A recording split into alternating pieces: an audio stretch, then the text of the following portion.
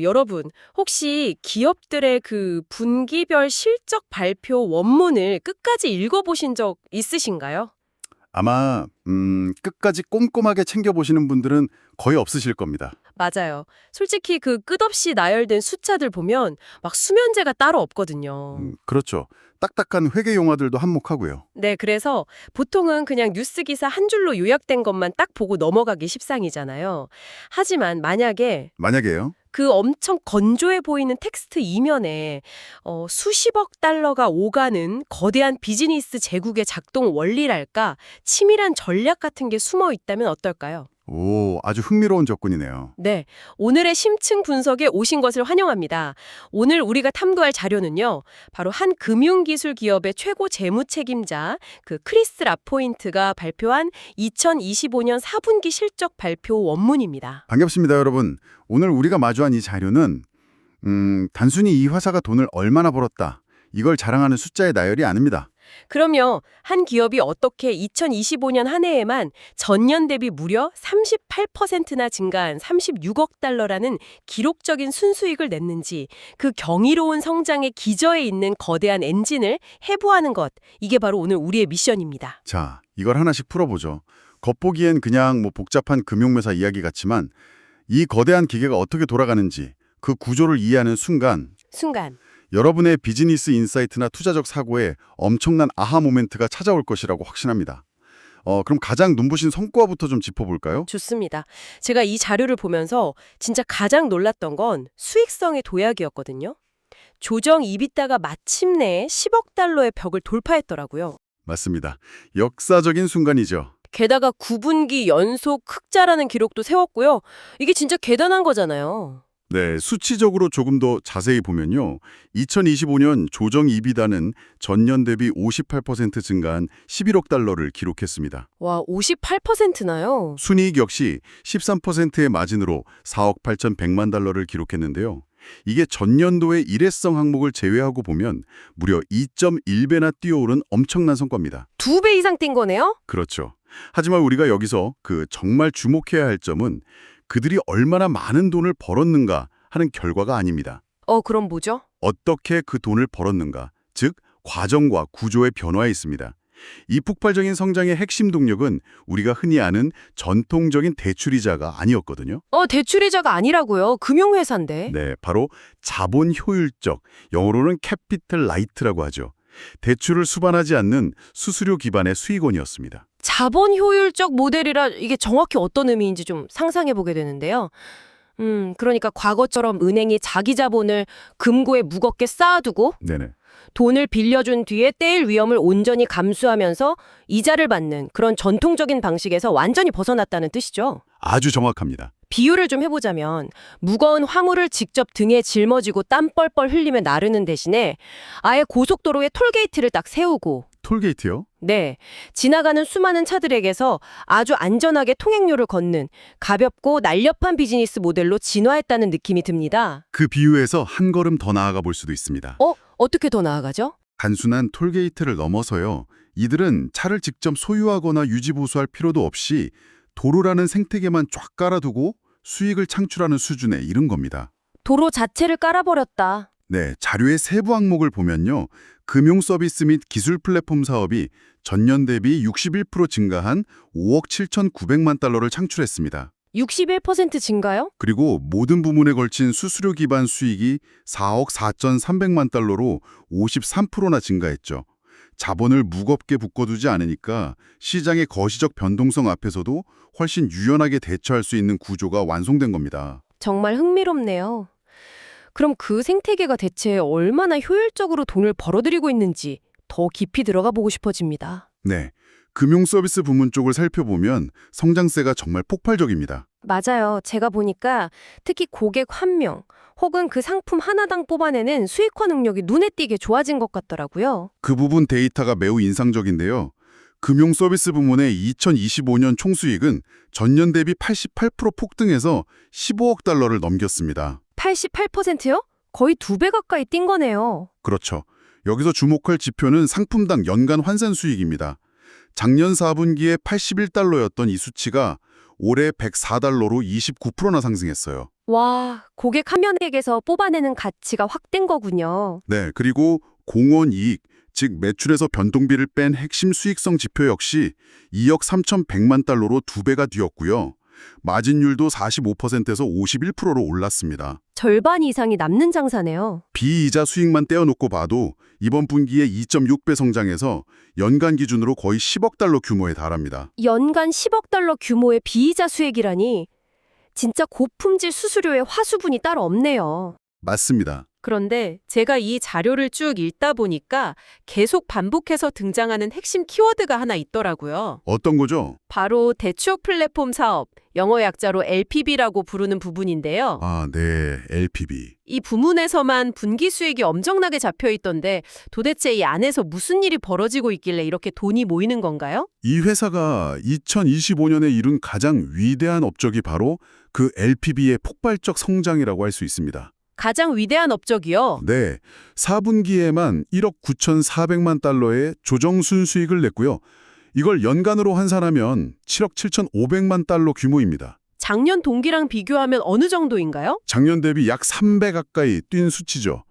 여기서 수익을 내는 핵심 마법은 제3자 실행에 있습니다. 제3자 실행, 그게 뭔가요? 4분기 총 대출 실행액이 10억 달러였고요. 그중 개인 대출이 75억 달러를 차지했는데 네. 놀랍게도 이 75억 달러 중에서 절반에 가까운 37억 달러가 회사의 자체 자본이 아니라 LPB를 통해 제3자를 대신하여 실행되었습니다. 아, 그러니까 자신들의 금고에서 돈을 꺼내서 빌려준 게 아니라는 거군요. 정확합니다. 돈을 빌리려는 고객하고 자본을 투자하고 싶어하는 파트너 금융사들을 쫙 매칭시켜주는 완벽한 중개자? 네, 플랫폼. 즉 플랫폼 역할을 하고 거기서 수수료를 챙겼다는 뜻이네요. 바로 그겁니다. 플랫폼으로서의 역할을 완벽하게 수행한 거죠. 게다가 자본시장에서의 활동도 엄청났습니다. 어떤 활동들이 있었죠? 4분기에만 45억 달러 규모의 개인 및 주택대출을 시장에 매각하고 이전했습니다. 구체적으로 보면 개인 대출은 106.5%의 실익률로 1억 달러를 매각했고요. 106.5%요. 네, 주택대출은 102.3%의 실익률로 6억 9,200만 달러를 마감했습니다. 100%가 넘는 실행률이라는 건 원금보다 더 비싼 프리미엄을 얹어서 팔았다는 뜻입니다. 와, 대출 채권을 웃돈을 받고 팔았다는 거네요. 대박입니다. 여기에 덧붙여서요. LPB를 통해 4억 6,300만 달러 규모의 자산 유동화까지 업계 최고 수준인 100일 BP 스프레드로 해냈습니다. 잠깐만요. 전문가님, 여기서 우리 청취자 여러분을 위해서 금융용어 2가지만 아주 쉽게 막 귀에 쏙쏙 박히게 풀고 넘어가 볼까요? 네, 좋습니다. 자산 유동화라는 단어랑 그 100일 BP 스프레드라는 게 정확히 이 회사의 주머니 사정에 어떤 영향을 미치는 건가요? 아주 중요한 포인트입니다. 쉽게 설명을 해보죠. 우선 자산 유동화는요. 회사가 가지고 있는 수많은 개별 대출들을 하나의 커다란 바구니에 담아서 네, 이걸 잘게 쪼개어 투자자들에게 채권 형태로 파는 작업입니다. 아, 묶음 상품으로 파는 거군요. 맞습니다. 이렇게 하면 장부에 무겁게 묶여있던 돈을 한 번에 현금화해서 다시 새로운 사업에 쓸 수 있죠. 톨게이트를 하나 더 세울 돈이 생기는 거네요. 그렇죠. 그리고 100일 BP, 베이시스 포인트는 1.01%를 의미합니다. 스프레드가 100일 BP라는 건 이들이 이 대출 묶음을 투자자들에게 넘길 때 지불해야 하는 금리 프리미엄이 네. 시장 기준금리 대비 겨우 1.01%포인트밖에 안 높다는 뜻입니다. 겨우 1%포인트요? 네, 한마디로 업계에서 이 회사의 대출 자산을 매우 안전하고 우량하게 평가하기 때문에 엄청나게 싼 비용으로 자금을 조달할 수 있었다는 의미죠. 완벽히 이해됐습니다.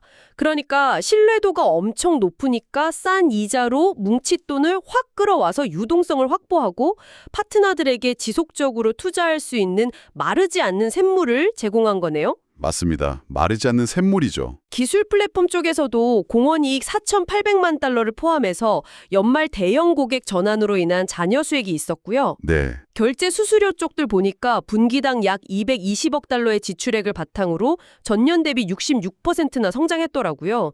진짜 돈이 흐르는 모든 길목에 인프라를 아주 탄탄하게 구축해둔 느낌입니다. 이 모든 지표들이 회사가 지향하는 수익 다각화와 자본 효율성이 얼마나 성공적으로 작동하고 있는지를 완벽하게 증명하죠. 하지만 훌륭한 분석가라면 이런 긍정적인 지표에만 취해 있어서는 안 됩니다. 맞아요. 저도 동의합니다. 그래서 제가 이 자료를 꼼꼼히 읽다가 약간 이거 뭐지? 하고 의아했던 부분이 하나 있었거든요. 어떤 부분이죠? 아마 우리 청취자 여러분도 들으시면서 비슷한 의문을 가지실 텐데요. 네. 이렇게 대출을 수백억 달러씩 막 펑펑 실황하고 매각하다 보면 결국 돈을 못 갚고 파산하는 사람들도 늘어나는 거 아닌가? 라는 생각이 확 들더라고요. 당연한 의문입니다. 실제로 보니까 4분기 개인 대출 상각률, 즉 회수가 불가능해져서 아예 장부에서 손실로 털어낸 비율이 280bp로 3분기보다 20bp 올랐어요. 네, 올랐죠. 그리고 대차대조표상의 90일 연체율도 52bp로 지난 분기보다 9bp 상승했고요. 겉으로만 딱 보면 건전성에 약간 빨간불이 들어온 것처럼 보이는데요. 표면적인 데이터만 딱 떼놓고 보면 충분히 그런 우려를 제기할 수 있습니다. 하지만 이 숫자의 이면을 들여다보면 완전히 다른 이야기가 펼쳐집니다. 완전히 다른 이야기요. 먼저 이 회사가 어떤 사람들에게 돈을 빌려주는지 그 고객 프로필을 살펴봐야 합니다. 4분기 대인대출 차입자의 가중 평균 소득이 무려 15만 8천 달러입니다. 15만 8천 달러요? 네, 신용점수인 파이코 점수 평균은 746점이고요.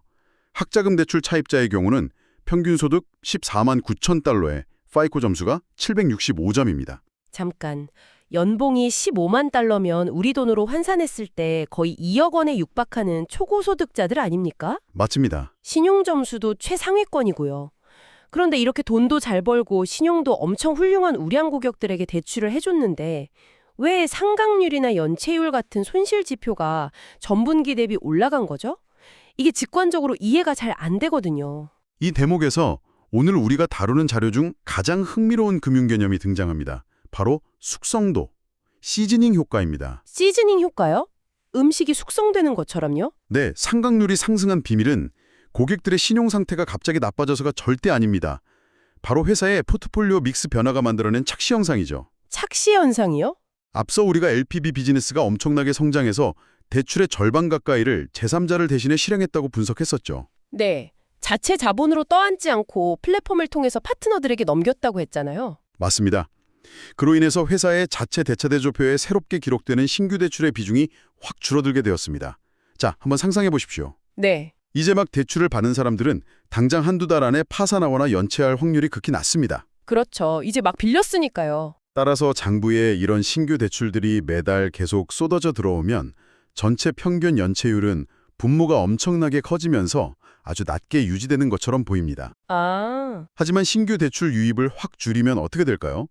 기존의 장부에 남아있던 대출들의 평균 연령이 높아지게 됩니다. 늙어가는 거네요, 대출들이. 네, 금융에서는 시간이 지날수록 대출 포트폴리오에서 자연스럽게 일정 비율의 연체나 상각이 발생하게 되는데 이를 포트폴리오가 숙성된다고 표현합니다. 아, 엄청난 아하 모멘트네요, 이거.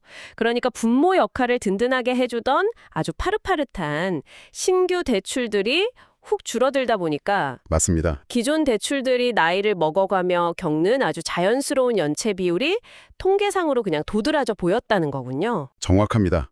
고객들이 갑자기 돈을 못 갚게 된 게 아니라 그저 수학적인 비율의 문제였던 거죠. 와, 이거 진짜 재밌네요. 이를 뒷받침하는 강력한 증거가 자료에 명시되어 있습니다. 후기 단계 연체 대출 매각 효과 같은 변수를 다 제외하고 순수하게 기저의 신용 트렌드만 싹 발라내서 보면요. 실제로는 전분기 대비에 오히려 개선되었다고 CFO가 명확히 밝히고 있습니다. 개선되었다. 네, 회사는 자체적으로 누적 대출 손실 허용 범위를 77%로 잡고 있는데요. 특정 시기에 실행된 대출 그룹을 뜻하는 빈티지 데이터를 보면 그 건전성이 아주 확연히 드러납니다. 빈티지 데이터가 어떤데요? 2022년 4분기부터 2025년 1분기까지 실행된 최근 빈티지들을 보면 미상환 원금 잔액이 37% 남은 상태에서 누적 손실률이 4.55%에 불과합니다. 4.55%요? 네, 동일한 숙성 단계를 거치고 있던 과거 2017년 빈티지가 6.27%였던 것과 비교하면 어마어마한 차이죠. 2017년보다 지금이 훨씬 더 튼튼하게 관리되고 있다는 뜻이군요. 게다가 자료 후반부에 더 놀라운 통계가 하나 나오잖아요. 네. 2020년부터 2025년 3분기까지 실행된 전체 코호트의 경우에 이미 원금의 60%가 싹 상환됐고 순 누적 손실이 6.8% 수준인데 이 그룹이 회사가 설정한 생애 손실 8% 한도에 도달하려면 남은 40%의 미상환 원금에서 무려 10%의 상각률이 터져야 한다는 내용이요. 네, 맞습니다. 과거의 데이터 흐름을 볼 때 이건 거의 불가능에 가까운 가정이라는 게 숫자로 증명된 셈이네요. 통계적으로 매우 희박하죠. 이는 그들의 신용평가 모델이 단순히 운이 좋은 게 아니라 구조적으로 매우 정교하고 리스크 관리가 탁월하다는 것을 입증합니다. 거기에 저는 이 회사의 스마트한 대응 능력도 진짜 칭찬하고 싶습니다. 어떤 대응 능력이죠? 4분기에 9천만 달러 규모의 후기 단계 연체 대출, 그러니까 악성으로 넘어갈 뻔한 대출들을 그냥 장부에서 털어낼 때까지 손 놓고 가만히 기다린 게 아니더라고요. 네, 시장에 매각을 해버렸죠. 맞아요. 자신들보다 추심이나 회수 역량이 훨씬 뛰어난 제3자에게 싹 넘김으로써 오히려 긍정적인 가치를 창출하는 그런 유연함을 보여줬어요. 이런 게 진짜 비즈니스 실력이 아닐까 싶습니다. 우리가 지금까지 분석한 내용을 종합해보면요. 이 회사는 비즈니스 모델도 훌륭하고 수익성도 지금 최고조에 달해 있습니다. 네, 그야말로 날아다니고 있죠. 그런데 이 지점에서 매우 중요한 그리고 약간은 모순적으로 보이는 경영적 결단 하나로 꼭 짚고 넘어가야 합니다. 모순적인 결단이요? 이렇게 돈을 갈퀴로 긁어모으고 있는 회사가 왜 굳이 12월에 보통주를 새로 발행해서 15억 달러라는 막대한 자본을 조달했을까요? 아, 맞아요. 저도 그 부분이 진짜 의문이었습니다. 그렇죠. 보통 멀쩡히 돈 잘 버는 회사가 신주를 막 대량으로 발행하면 기존 주주들이 가지고 있던 주식의 그 가치가 희석되잖아요. 그래서 주식시장에서는 단기적인 악재로 받아들이는 경우가 엄청 많지 않습니까? 아주 정확한 지적입니다. 많은 경영진들이 주가 희석에 대한 두려움 때문에 당장의 재무적 겉모습을 포장하려고만 하죠. 하지만 이 회사의 경영진은 달랐습니다. 달랐다. 이 15억 달러의 자본 조달은 단순히 당장 돈이 급해서가 아니라 대차 대조표의 체질을 완전히 뜯어고치기 위한 신의 한 수였습니다. 신의 한 수. 그들은 이 신규 자금으로 기존에 보유하고 있던 창고 신용 공유액, 영어로 웨어하우스 라인이라고 하죠. 이걸 전액 상환해버렸습니다. 창고 신용 공유액이요. 이것도 청취자 여러분을 위해서 아주 간단하게만 좀 풀어주시죠. 쉽게 말해 대출 기관들이 사용하는 마이너스 통장이나 단기 신용카드 같은 겁니다. 아, 마이너스 통장. 네, 고객에게 대출을 내주고 이를 다시 시장에 팔기 전까지 일시적으로 자금을 융통하기 위해 은행 등으로부터 빌려 쓰는 비싼 이자의 단기 부채입니다. 이자가 비싸군요. 회사는 주식을 발행해 얻은 돈으로 이 비싼 빚을 완전히 갚아버린 겁니다. 그 결과 무려 연간 1억 1천만 달러에 달하는 조달 비용을 허공에 날리지 않고 절감하게 된 거죠. 와, 빚을 내서 사업하던 구조를 그 값싼 자기 자본으로 싹 갈아엎었군요. 네, 그러니까 주식을 발행해서 생긴 희석 효과를 그 엄청난 이자 비용을 통째로 날려버림으로써 완벽하게 상쇄하고도 남는 장사를 한 거네요. 단기적인 주가 하락의 압력을 묵묵히 견디고 장기적인 생존과 수익성 극대화를 선택한 아주 용기 있는 결정이죠. 그 결과 4분기 말 기준으로 이 회사의 총 자본 비율은 무려 22.9%에 달하게 되었습니다. 22.9%요? 이거 어느 정도 수준인 거죠? 규제 당국이 요구하는 최소 기준이 10.5%입니다. 10.5%요? 네, 그 2배를 아득히 뛰어넘는 수준이죠. 이 정도면 어떤 경제적 충격이 와도 흔들리지 않는 그야말로 철옹성 같은 요새화된 대차대조표를 완성했다고 볼 수 있습니다. 요새화된 대차대조표? 표현이 멋지네요. 순이자 마진, 즉 님 역시 5.72%를 기록했고요.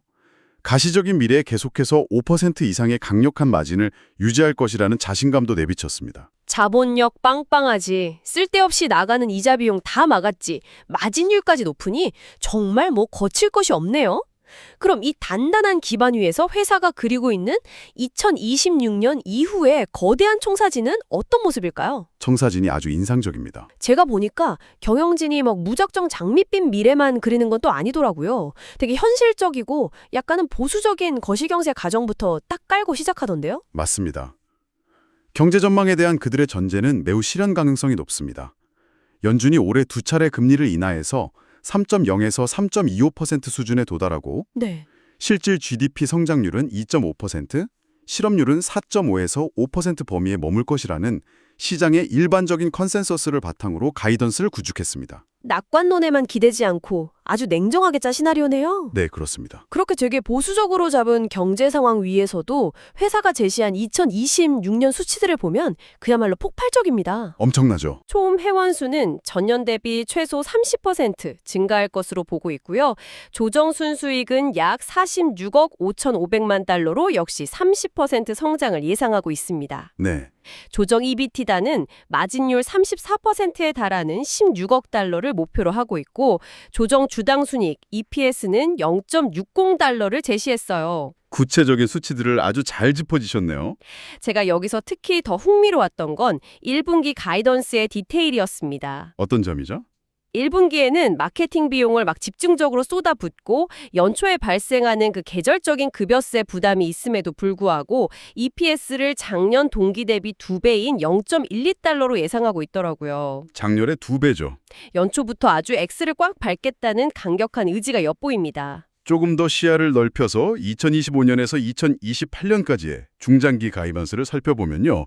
이들이 가진 비즈니스 모델에 대한 절대적인 확신을 읽을 수 있습니다. 2028년까지요? 네.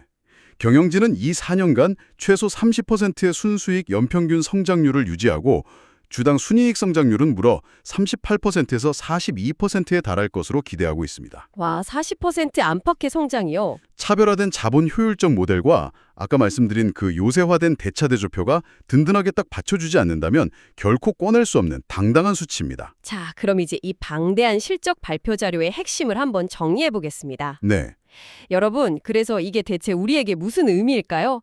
오늘 살펴본 이 기업은 더 이상 무거운 리스크를 짊어지고 이자 장사를 하는 과거의 평범한 대출 회사가 아닙니다. 전혀 아니죠. 리스크는 파트너와 나누고 자신들은 고속도로망 같은 플랫폼을 쫙 깔아서 수수료를 챙기는 아주 똑똑한 자본 효율적 캐피탈 라이트 모델로 진화했습니다. 훌륭한 요약입니다. 게다가 평균 연봉 15만 달러가 넘는 초우량 고객들을 생태계 안에 단단히 묶어두었고요.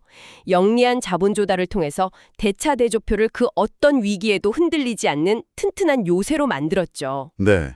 이 모든 요소들이 치밀하게 톱니바퀴처럼 맞물리면서 2025년 36억 달러라는 기록적인 수익을 만들어낸 거대한 플라이휠을 지금 돌리고 있는 것입니다. 전체적인 비즈니스의 구조적 진화를 아주 정확히 짚어주셨습니다. 감사합니다. 하지만 늘 다양한 관점에서 정보를 흡수하고 비판적으로 사고하시는 여러분을 위해 오늘의 분석을 마치기 전에 마지막으로 아주 중요한 생각거리 하나를 던지고 싶습니다. 오, 생각거리요? 좋죠. 이 회사는 평균 소득 15만 달러 이상의 고소득 전문직 고객층과 자본 효율적 플랫폼이라는 매우 강력한 무기로 무장했습니다. 네, 든든한 방패와 창이죠. 하지만 여러분, 한번 상상해 보십시오.